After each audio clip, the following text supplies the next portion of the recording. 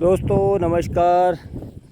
जय उत्तराखंड, जय पहाड़, जय पहाड़ी। दोस्तों मैं उत्तराखंड के छोटे से कस्बे जाली घाटी से आप सबका साथी कुंदन बिष्ट आप सभी का स्वागत करता हूं अपने इस चैनल पर।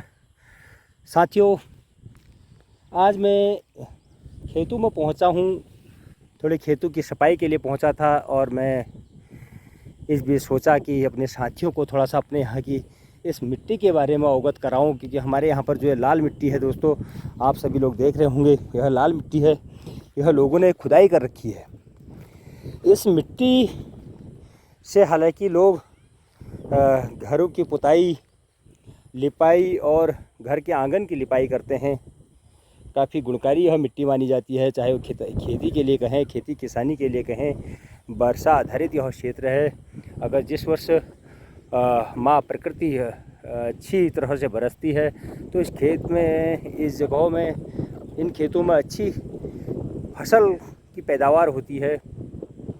साथियों, पैदावार अच्छी इसमें होती है, चाहे वो उड़द कहें, अभी मड़ुआ, झुमरा, चाहे कोई भी चीज़ इसमें बोएं तो काफ़ी अच्छी फसल इनमें होती है। साग सब्जियाँ काफ़ी अच्छी मात्रा में होती है।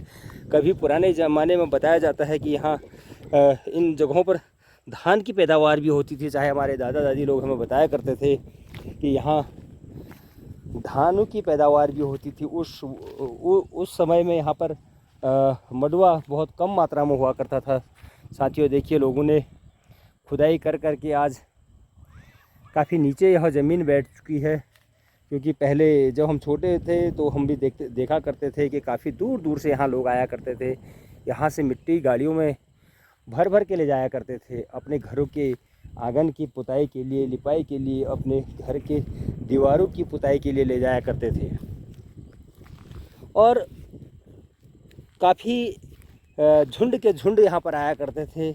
उसके बाद जहाँ गाड़ियाँ उस समय नहीं हुआ करती थी तो वो लोग पैदल ले जाया करते थे, और जहाँ गाड़ियाँ उस समय हुआ करती थी उन जगहों में गाड़ियों में जाया करता था। चाहे उस समय रोडवेज़ बसें यहाँ पर चला करती थी, रोडवेज बसों से और केमू के जो साधन थे उनसे ही उस समय इनको, यहाँ की मिट्टी को ले जाया जाता था।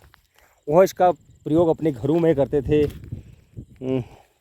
पुताई के लिए, लिपाई के लिए। और जब मकान बनता था तो उसमें गारे का यह कार्य करता था, जिससे चिनाई की जाती है। तो साथियों, यह तो हुई ये बात।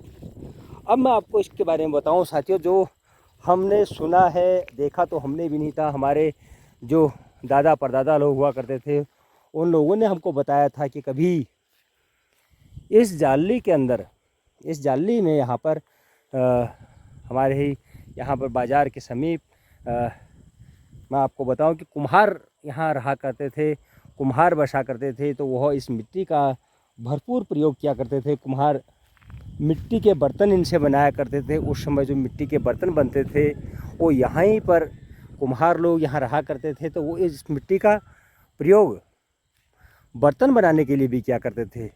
तो कितनी अच्छी यह मिट्टी होगी कि जो उस समय यहाँ कुम्हार रहकर अपने जो कार्य है, एक प्रकार से उस कार्य को इस मिट्टी से किया करते थे बर्तन बनाने के लिए। क्योंकि काफ़ी चिकनी यह मिट्टी है, लाल मिट्टी, गुणकारी मिट्टी है। हालांकि थोड़ा बहुत अगर मैं आपको अभी दिखाऊंगा कि इसमें अब जो वर्तमान में है यहाँ पर मिट्टी में अब हल्के से जो पत्थर के कण आ चुके हैं। पहले इसमें बताया जाता है कि पहले इतना पत्थर इसमें नहीं हुआ करता था, क्योंकि अब काफ़ी नीचे यह बैठ चुका है।